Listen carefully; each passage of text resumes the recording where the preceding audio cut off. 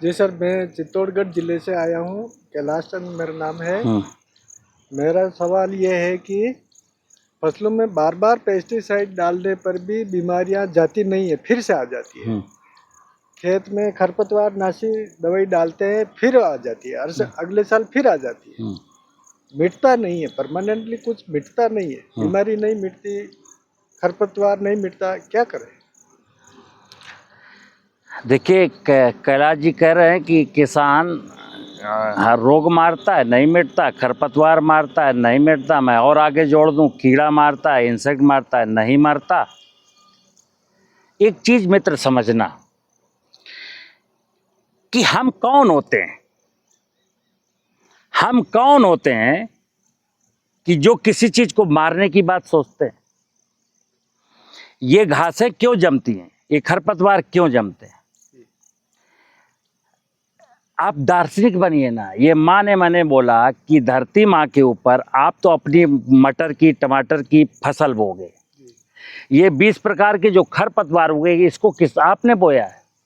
जी नहीं बोया। किसने बोया है? प्रकृति ने बोया। प्रकृति ने बोया है। प्रकृति कौन है?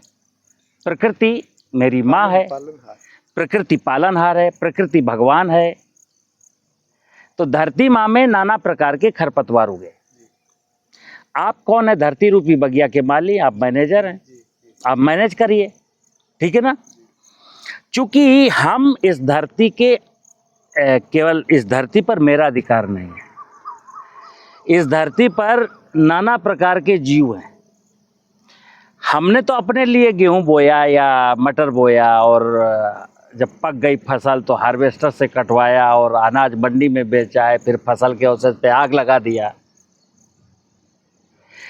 आग लगाते समय धरती के बहुत जीव आपने मारे,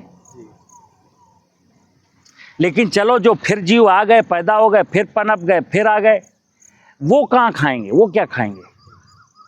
तो माँ की ड्यूटी है कि इस धरती पर जितने भी जीव हैं उन सब का पालन की जिम्मेदारी इस धरती माता की है। तो सब के लिए वो उगाती है। यही नहीं, जब बच जाता है तो ये उसके भी काम आता है। अभी जैसे कार्बन की बात हो रही है, कल्पना करो कि धरती में कोई खरपतवार होता ही नहीं, केवल जो किसान फसलें बोता है वही फसलें होती हैं और कोई खरपतवार ना होता। सोच के दिखाओ तो क्या होता? कार्बन कहाँ से? तो हम मानव सभ्यता कब की विलुप्त हो गई होती, यहाँ मनुष्य होता ही नहीं, जमीन में ह्यूमस नहीं होता, ठीक है ना। तो इतना सोचना है कि खरपतवार हैं तो बने रहने दो। हम बुआई करने का तरीका ऐसा बना लें, लाइन सोइंग करें, या एक बार खरपतवार को अर्ली स्टेज पर पलट दें और फिर बुआई करें, ताकि मेरी क्रॉप ऊपर निकल जाए, बाद में खरपतवार जमे, खरपतवार नीचे रह जाए। या फसल के बीच में उगे हुए खरपतवारों को उखाड़ूं, उखाड़ करके ले जाऊं, कुट्टी मशीन में काटूं और पशुओं को खिलाऊं। अगर पशु होंगे तो ये भी कर पाएंगे। जैसे आज के 50 साल पहले तो खरपतवार समस्या नहीं थे, वरदान थे, क्योंकि हर किसान के पास 2, 4, 6 गाय, भैंस, बैल रहते थे। तो मटर बोया, बीज का खरपतवार उखाड़ा और अपने पशुओं को खिलाया, पशुओं ने गोबर किया, खेत को लौटाया। सर पहले तो खरपतवार से मजदूर फ्री में मिल जाते थे। यस, वो पाड़ के ले जाते उनके घर। तो आप बात समझ, काम भी करके जाते। कुल मिला करके हम मैनेजर है, मनुष्य इस धरती रूपी बगिया का मैनेजर है। आपको मैनेजमेंट करना है, मिस मैनेजमेंट नहीं करना। खरपतवार को बीडीसाइड डाल के मारना ये मिस मैनेजमेंट है। किसी बीमारी को फंजीसाइड डाल के मारना मिस मैनेजमेंट है। किसी इंसेक्ट को कीटनाशी रसायन डाल के मारना मिस मैनेजमेंट है।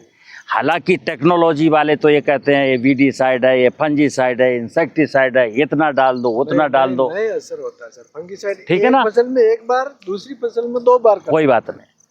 मुद्दा ये मित्र कि हम, अच्छा आप चलिए जरा, ये भ्रम अगर किसी को है तो मैं जंगल ले चलता हूँ। जंगल में किसी भी वनस्पति में, देखो जंगल आज चले जाइए, जंगल में ऐसी ग्रासेस भी खड़ी हैं, उसके ऊपर झाड़ियाँ भी खड़ी हैं, उसके ऊपर बड़े बड़े पेड़ भी खड़े हैं। दुनिया का कोई वैज्ञानिक चले, माइक्रोबायोलॉजी का व्यक्ति मेरे साथ 10 दिन जंगल में रहे, चाहे जिस सीजन में चले, और हमको बताया कि यहाँ पर इस वनस्पति में ये कीड़ा लगा है या इस वनस्पति को ये रोग बीमारी खत्म करने जा रहा है क्या कि डराया बहुत जाता है कि तुम्हारे खेत में खरपतवार हैं, नहीं मारोगे तो बर्बाद हो जाओगे, तुम्हारी फसल में बीमारी लग गई है, नहीं ख़त्म करोगे तो बर्बाद हो जाओगे, तुम्हारी फसल में इंसेक्ट लग गया, नहीं मारोगे तो बर्बाद हो जाओगे। ये जानते हो कौन कह रहा है? जो डरा करके आपको खरपतवार का, कीट का, बीमारी का डरा करके आपकी गाड़ी कमाई का पैसा लूटना चाहता है। हमें समझना है कि हम ऐसा क्या करें कि हमें न डालना पड़े। तो क्या करना, अभी मैं बोल रहा हूँ, ज़मीन में जो बेनिफिशियल माइक्रोब्स हैं जो मैंने पेस्टिसाइड डाल के मारे, अगर मैं जीवामृत डाल के उनको बढ़ा दूं तो सॉइल बोर्ड बीमारियां खत्म हो गई, तो हमें को फंजीसाइड से कंट्रोल मिल गया जी। अगर खेत की मेड़ों पर पेड़ लगा दूं और चिड़ियां आ जाएं तो इंसेक्ट की प्रॉब्लम खत्म हो गई। अगर मैं घर में 2-4 पशु पाल लूं तो यही खरपतवार मेरे पशुओं का भोजन बन जाएगा। अगर हम प्रकृति की व्यवस्था को सिस्टमेटिक समझें कि ये व्यवस्था क्या कहती है, तो व्यवस्था में, भगवान की व्यवस्था में सारे समाधान हैं। और एक चीज़ कहता हूँ कि जहाँ ज्ञान है, खेती का सही ज्ञान अगर है, वहाँ कोई समस्या है ही नहीं। फिर भी अगर कोई समस्या आएगी तो उसका समाधान है। लेकिन खेती में अगर अज्ञान है तो ढेर सारी समस्याएं, और किसी भी समस्या का कोई निराकरण नहीं है। और जो समस्या के निराकरण हैं वो समस्याओं को बढ़ा रहे हैं, समस्याओं को खत्म नहीं कर रहे हैं। ठीक है ना? और बताइए। बस सर, जीवामृत लेने आए हैं। एक ये था डॉक्टर साहब, इसी के साथ में छोटा सा प्रश्न मेरा कि किसान तरह तरह के, मतलब इतने एडवर्टाइजमेंट होते हैं कि भाई फलां बीज इस्तेमाल करो, इस क्वालिटी से ये पैदावार होगी, इससे ये होगी, जगह जगह से दूर दूर से किसान बीज खरीद के लाता है। हाँ। वो अच्छे बीजों का चयन करे उसके लिए, या अपनी भूमि की उर्वरकता बढ़ाए, या दोनों को बैलेंस बनाए, इसके बारे में थोड़ा सा प्रकाश डालें इस बात पे कि बहुत खर्चा होता है बीजों पे किसान का। अब सुनिए आप, आज के जब 100 साल पहले कोई यूनिवर्सिटी नहीं थी देश में, कोई कृषि वैज्ञानिक नहीं था, ठीक है ना जी। तो किसान ज्वार, बाजरा, मक्का, रागी, सरसों, चना, मटर, मसूर, जो कुछ भी था जी, किसान इतना हुनरमंद था कि मक्का हुआ, मक्के का भुट्टा आपने टांग दिया 500 भुट्टा रस्सी में बांध करके, और जब मक्के की बुआई आई तो उसके आगे का पीछे का निकाल दिया, बीच का दाना बो दिया। मिर्च लोग टांग देते थे, गेहूं की बाली, जौ की बाली, मतलब उसको प्रोसेस भी नहीं करते थे। जब बोना होगा तब प्रोसेस करेंगे। हर किसान उन्नत बीज की गुणवत्ता को कैसे सुंदर बनाए रखा जा सकता है, ये हर किसान को पता था। ठीक है ना जी। है क्या मित्र, जैसे आपने कहा कि देश में बहुत सारे किसान नया बीज, उन्नत बीज, ऐसा बीज ये लाएंगे तो ये चमत्कार, ये लाएंगे तो ये चमत्कार। दो चीज़ें हैं, एक जमीन की फर्टिलिटी है, दूसरा है सीड। माँ की कोख की सामर्थ्य कैसी है और बीज कैसा है। अभी क्या है, अभी बीज बेचने वाली एजेंसियां तो वो यही कहती हैं कि भाई तुम्हारा गेहूं कितना होता है, बोले 30 कुंटल 1 हेक्टेयर में होता है। बारे बोले क्यों खेती करते हो, बर्बाद हो जाओगे, अच्छा सीड डालो, हमारा सीड ले जाइए, 42 रुपये कुंटल का है। किसान कहता ऐसा है, बोले हाँ, वो ले आता है बेचारा, होता उसका 30 कुंटल।